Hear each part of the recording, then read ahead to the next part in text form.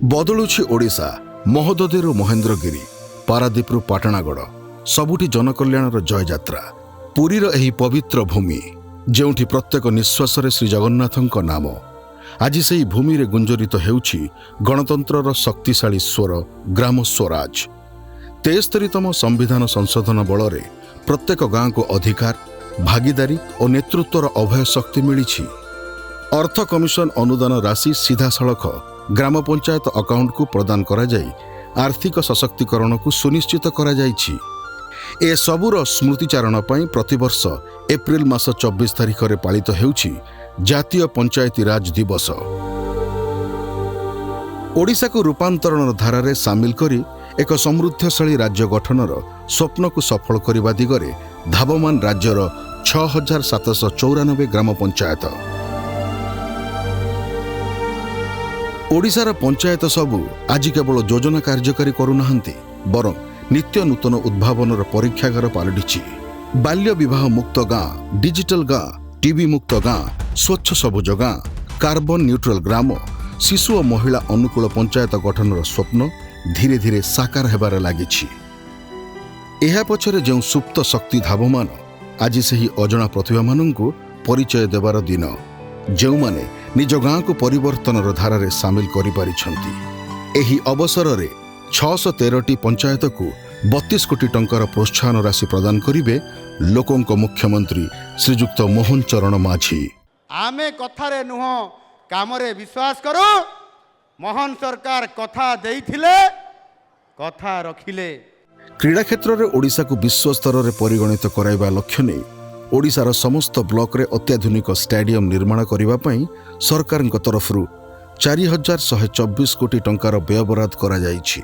ଏଠାରେ cricket, football, volleyball ଠାରୁ ଆରମ୍ଭ କରି ଖୋଖୋ, କବାଡି ପର୍ଯ୍ୟନ୍ତ, ଇଣ୍ଡୋର ହଲ୍ ଠାରୁ ନେଇ ବ୍ୟାଡମିଣ୍ଟନ କୋର୍ଟ ଓ ଟେବୁଲ ଟେନିସ୍ ଯାଏଁ ସମସ୍ତ ପ୍ରକାର କ୍ରୀଡ଼ା ନିମନ୍ତେ ଆବଶ୍ୟକୀୟ ସୁଦୃଢ଼ ଭିତ୍ତିଭୂମି ନିର୍ମାଣ କରାଯାଉଛି। ଫଳସ୍ୱରୂପ ପ୍ରତିଟି ବ୍ଲକ ଓ ପ୍ରତିଟି ଗାଁରୁ ଯେପରି କ୍ରୀଡ଼ା ପ୍ରତିଭା ବିକଶିତ ହୋଇପାରିବ, ସେହି ସ୍ୱପ୍ନ ଓ ପ୍ରତିଶ୍ରୁତି ଆଜି ଆମ ସରକାର ପୂରଣ କରିଛନ୍ତି। ସେହିପରି ଆଗାମୀ 2 ବର୍ଷ ମଧ୍ୟରେ ରାଜ୍ୟର 3 ଲକ୍ଷ ଘରକୁ ପିଏମ୍ ସୂର୍ଯ୍ୟଘର ମୁଫ୍ତ ବିଜଲି ଯୋଜନାରେ ସାମିଲ କରିବାକୁ ପ୍ରୟାସ ଆରମ୍ଭ ହୋଇଛି। ଗାଁ ଗହଳିର ଲୋକଙ୍କୁ ସୌରଶକ୍ତିର ବ୍ୟବହାର ପାଇଁ ଅଧିକ ଆଗ୍ରହୀ କରିବା ପାଇଁ କେନ୍ଦ୍ର ସରକାରଙ୍କ ସହ ତାଳ ଦେଇ ରାଜ୍ୟ ସରକାର ମଧ୍ୟ ସବସିଡି ରାଶି ପ୍ରଦାନ କରୁଛନ୍ତି, ଯାହା ପରିବେଶର ସୁରକ୍ଷା ସହ କାର୍ବନ ନ୍ୟୁଟ୍ରାଲ ଦିଗରେ 100% କାର୍ଯ୍ୟ କରୁଅଛି। ଏଥିପାଇଁ 1800 କୋଟି ଟଙ୍କା ମଞ୍ଜୁର ହୋଇଛି।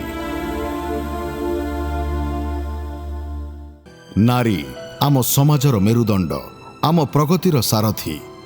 ରାଜ୍ୟ ତଥା ରାଷ୍ଟ୍ରର ପ୍ରଗତି ପାଇଁ ମହିଳାମାନଙ୍କ ସମୃଦ୍ଧି ଓ ସଶକ୍ତିକରଣ ଅପରିହାର୍ଯ୍ୟ, ଯାହାକୁ ପ୍ରାଧାନ୍ୟ ଦେଇ ଆମ ଯଶସ୍ୱୀ ପ୍ରଧାନମନ୍ତ୍ରୀ ନରେନ୍ଦ୍ର ମୋଦି ଓ ଆମ ପ୍ରିୟ ମୁଖ୍ୟମନ୍ତ୍ରୀ ମୋହନ ଚରଣ ମାଝୀ ମହିଳାଙ୍କ ସମୃଦ୍ଧିକୁ ଦେଇଛନ୍ତି ବିଶେଷ ଗୁରୁତ୍ୱ।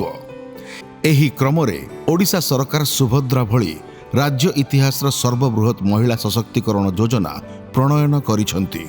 ଆଜି ପାଖାପାଖି 2 ଲକ୍ଷ ନୂତନ ହିତାଧିକାରୀଙ୍କୁ ସୁଭଦ୍ରା ଯୋଜନାର ପ୍ରଥମ ଓ ଦ୍ୱିତୀୟ କିସ୍ତି ପାଇଁ ପ୍ରାୟ 200 କୋଟି ଟଙ୍କାର ସହାୟତା ରାଶି ପ୍ରଦାନ କରାଯାଇଛି।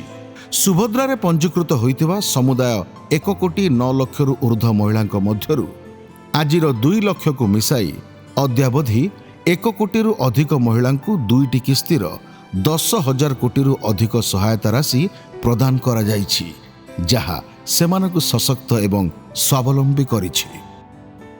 ଯଶସ୍ୱୀ ପ୍ରଧାନମନ୍ତ୍ରୀଙ୍କ ସଂକଳ୍ପକୁ ବାସ୍ତବତାରେ ସଜାଇ ଶେଷ ଯୋଗ୍ୟ ହିତାଧିକାରୀ ନିକଟରେ ଖାଦ୍ୟ ପହଞ୍ଚାଇବା ଉଦ୍ଦେଶ୍ୟରେ 6 ଲକ୍ଷ ନୂଆ ହିତାଧିକାରୀଙ୍କୁ ନୂତନ ରାସନ କାର୍ଡ ପ୍ରଦାନ ପ୍ରକ୍ରିୟା ଆରମ୍ଭ ହେଉଛି। ରାସନ କାର୍ଡ ଡେଟାବେସ୍କୁ ସ୍ୱଚ୍ଛ, ପାରଦର୍ଶୀ କରିବା ପାଇଁ ଆଧାର ଭିତ୍ତିକ KYCକୁ ବାଧ୍ୟତାମୂଳକ କରାଯାଇଛି। ନୂଆ ସରକାର 5 ଲକ୍ଷ ମୃତ ବ୍ୟକ୍ତି ଓ 1 ଲକ୍ଷ ଅଯୋଗ୍ୟ ହିତାଧିକାରୀଙ୍କୁ ରାସନ କାର୍ଡ ତାଲିକାରୁ ହଟାଇ ବଞ୍ଚିତ ଯୋଗ୍ୟ ହିତାଧିକାରୀଙ୍କ ନାମକୁ ଖାଦ୍ୟ ସୁରକ୍ଷା ଯୋଜନାରେ ସାମିଲ କରିପାରିଛନ୍ତି।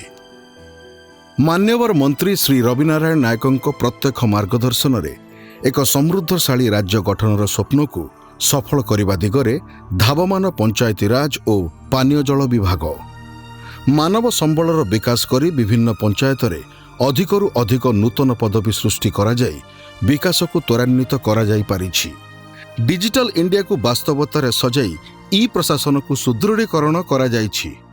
पंचायती राज प्रोजेक्ट मैनेजमेंट सिस्टम परी एक यूजर बेस्ड वेब एप्लिकेशन आरंभ करा जाउछि।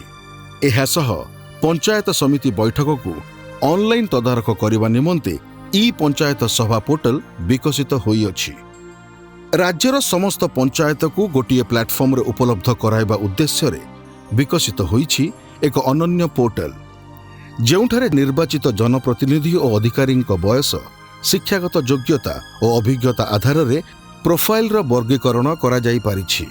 एहा द्वारा पंचायतर भित्तिभूमि, ISO certificate, champ by action, panchayat learning centre स्थापनार स्थिति सह क्षेत्र परिदर्शन और दैनिक कार्यक्रम रियल टाइम मॉनिटरिंग सुव्यवस्था होईछि। विकास की रफ्तार आने वाले समय में और तेज होगी। दीर्घस्थायी विकास लक्ष्य को साधित करिवार दुर्बर इच्छा शक्ति नहीं 4.5 कोटी ओडियांक आशा विश्वासर प्रतीक मान्यवर प्रधानमंत्री और मुख्यमंत्री डबल इंजन सरकार रे एबे राज्यर पंचायत सबु पालटिछंती विकसित ओडिशार मनोज्ञ रूपकल्प।